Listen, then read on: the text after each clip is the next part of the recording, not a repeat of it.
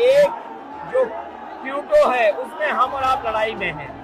और इस बार क्यूटो नाम कैसे जापान वाला ही है? आपके खटाखट के बाद वो रटारट खटाखट कर रहे हैं। थोड़ा आप अपने पापा के बारे में मुझे बताइए जी। मुलायम सिंह यादव जी के बारे में बताइए। आपने उनसे क्या सीखा? ब्रदर, यहाँ पे हमारा माइक खराब हो गया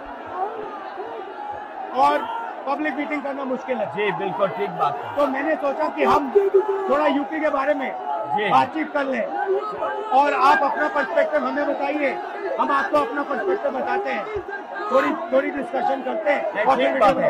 ठीक बात है। मैं समझता हूँ कि जब माइक खराब हो गया हम दोनों बात करेंगे, वो रिकॉर्ड होकर के जाएगी तो लोग बेहतर और अच्छा समझेंगे और अच्छा रिजल्ट आएगा। और क्योंकि सोशल मीडिया से वेल कनेक्टेड है तो सब लोगों को जानकारी मिल जाएगी कि हम और आप क्या बोल रहे हैं। यूपी जो 80 सीटें ले रहा है, इसमें 79 सीटें समाजवादी पार्टी, कांग्रेस, इंडिया गठबंधन जीत रहा है। एक जो क्यूटो है उसमें हम और आप लड़ाई में हैं। और इस बार क्यूटो नाम कैसे जापान वाला ही है? ये क्यूटो क्योंकि जो प्रधान सांसद हैं उन्हें सपना दिखाया था काशी के लोगों को कि दुनिया की सबसे बेहतर सिटी बनेगी क्यूटो। तो क्यूटो बनी नहीं बनी काशी के लोग ये तय करेंगे और फिर वोट डालेंगे। तो इस बार मन मर्जी नहीं चलनी है, मन की बात नहीं चलेगी, हमारे आपकी बात और 140 करोड़ लोगों की बात और संविधान की बात होगी। और आपने देखा, हम सब ने देखा कि यूपी को नरेंद्र मोदी जी ने बेरोजगारी का सेंटर बना दिया और इतनी बेरोजगारी की है। ये जितने बच्चे दिखाई दे रहे हैं ये वो लोग हैं दिखाओ जो अग्निवीर या पेपर लीक जिसकी वजह से इन्हें नौकरी नहीं मिली है और ये सब रोजगार नौकरी चाहते हैं। बीजेपी ने जो झूठे सपने दिखाए थे इन्वेस्टमेंट मीट के, जो झूठा सपना दिखाया था डिफेंस एक्सपो का, जो सपने बेचे थे G20 में, लेकिन इन नौजवानों को न नौकरी मिली न रोजगार मिला, आज ये खाली हाथ हैं। तो इसलिए हमें और आप मिल के जो आपने कहा, जो इंडिया गठबंधन कह रहा है कि 30 लाख बच्चों को नौकरी दी जाएगी, उस दिशा में हम लोग काम करेंगे। और पहली नौकरी पक्की स्कीम जिसके माध्यम से हर ग्रेजुएट को नौकरी का अधिकार, बेहतरीन ट्रेनिंग और बैंक अकाउंट में 1 लाख रुपए साल के। आपने नोट किया कि मोदी जी खटाखट बोलने शुरू कर दिए। ये आपके खटाखट के बाद वो रटारट खटाखट कर रहे हैं। अच्छा, आप एक बात बताइए, मुझे क्यूरियोसिटी है, थोड़ा आप अपने पापा के बारे में मुझे बताइए जी। मुलायम सिंह यादव जी के बारे में बताइए। आपने उनसे क्या सीखा? नेताजी और उनके साथ के लोग बिल्कुल जमीनी राजनीति करते रहे। हालांकि नेताजी कुश्ती, पहलवान और गाँव के थे। करते हो कुश्ती? नहीं, मैं कुश्ती नहीं कर पाया जीवन में, क्योंकि मैं मिलिट्री स्कूल में चला गया तो कुश्ती नहीं कर पाया। लेकिन नेताजी इसीलिए धरती पुत्र बोले गए कि वो जमीन की बात को समझते थे। धरती पर जो लोग हैं उनकी क्या भावना है उसको लेकर के वो आगे बढ़ाना चाहते थे। और आपका इस क्षेत्र से और इस शहर से आज का लगाव नहीं है, न जाने कितने सालों पुराना लगाव है। जो इमोशनल कनेक्ट आपका इस शहर और शहर से है वो शायद और किसी राजनीतिक परिवार का नहीं होगा। तो नेताजी से उनका हार्डवर्क और अपने लक्ष्य के लिए लगातार काम करते रहना, जो गैर बराबरी की लड़ाई डॉक्टर राम मनोहर लोहिया यहीं लड़े थे। हालांकि हमारी आपकी विचारधारा की यहाँ टकराव रहा, लेकिन हमारे व्यक्तिगत या जो सिद्धांत में कभी समझौता नहीं हुआ। सिद्धांत को लेकर के हमने आपके साथ खड़े हुए और कई बार खड़े हुए, और आपकी भी पार्टी सिद्धांत से बहुत करीब रही समाजवादियों के। बट मुझे लगता है कि अब एक नई तरीके की पार्टनरशिप बन रही है, क्योंकि जो इस बार हमारा कोऑपरेशन है, शायद पहले ऐसा कोऑपरेशन नहीं हुआ। मतलब बिल्कुल सब जुड़ गए। सबसे अच्छा ये है कि जितना उन्होंने कहा 2 लड़कों की जोड़ी, उतना युवा आपसे, हमसे, इंडिया गठबंधन से और जुड़ गया।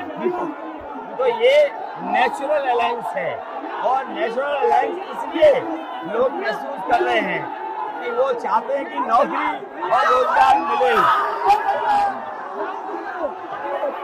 नौकरी और रोजगार मिले। तो ये बड़ी भावना है कि हमसे आपसे ये यूथ कनेक्ट कर रहा है।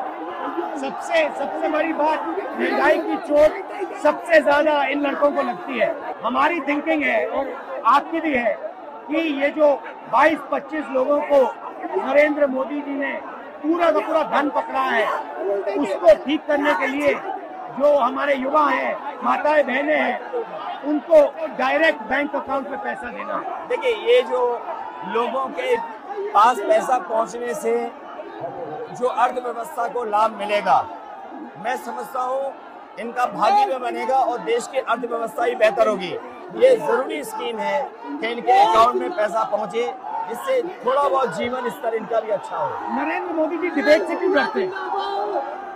क्योंकि वो सच का सामना नहीं करना चाहते, पूरा उनका झूठ का गुब्बारा है। वो बीजेपी और बीजेपी के लोग मन मर्जी से चलते हैं, अपनी मर्जी से चलते हैं, और उनको लगता है कि डिस्कशन की कोई जरूरत नहीं है क्योंकि वो सब कुछ जानते हैं। डेमोक्रेसी में जितना डिस्कशन होगा, जितने विचार एक दूसरे को हम सुनेंगे और एक दूसरे पे भरोसा करेंगे, उतना हमारा लोकतंत्र मजबूत होगा। ये बीजेपी के लोगों ने न केवल हमारी जान को खतरा पैदा किया है, बल्कि लोकतंत्र को भी और संविधान को भी खतरा पैदा कर रहे हैं। और इसका नतीजा दिख रहा है कि चाइना हमारी जमीन के अंदर आ गया, ये बेरोजगारी बढ़ती जा रही है, जो प्रोडक्शन होता है वो नहीं हो रहा है, और पूरा का पूरा एक्सटॉर्शन, ईडी, सीबीआई, ये लोग मतलब एक्सटॉर्ट कर रहे हैं। कई बार सुनने को मिल रहा है और सरकार स्वीकार नहीं कर रही है, लद्दाख की हमारी सीमाएं सुरक्षित हो गई, और अरुणाचल के आसपास या सीमा जो चीन से छू रही है वो बहुत असुरक्षित है। तो चीन से जहां हमारा सीमाओं का खतरा है, वहीं चीन से हमारे बाजार को भी खतरा है। तो कहीं न कहीं हम लोगों को अपनी मैन्युफैक्चरिंग इकोनॉमी और मैन्युफैक्चरिंग इकोनॉमी को बढ़ावा देना पड़ेगा।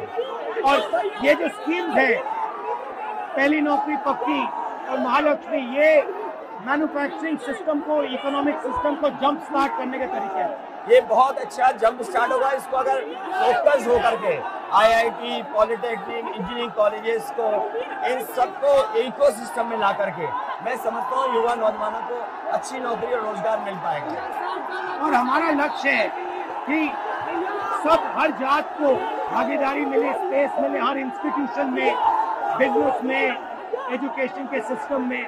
तो वो हमारा, हम दोनों का लक्ष्य है। बिल्कुल। और क्योंकि जो बात सभी दल कहते थे, आज इंडिया गठबंधन कांग्रेस भी कह रही है कि सामाजिक न्याय जरूरी है, जाति गणना जरूरी है। देश के लिए ये बड़ी चीज है।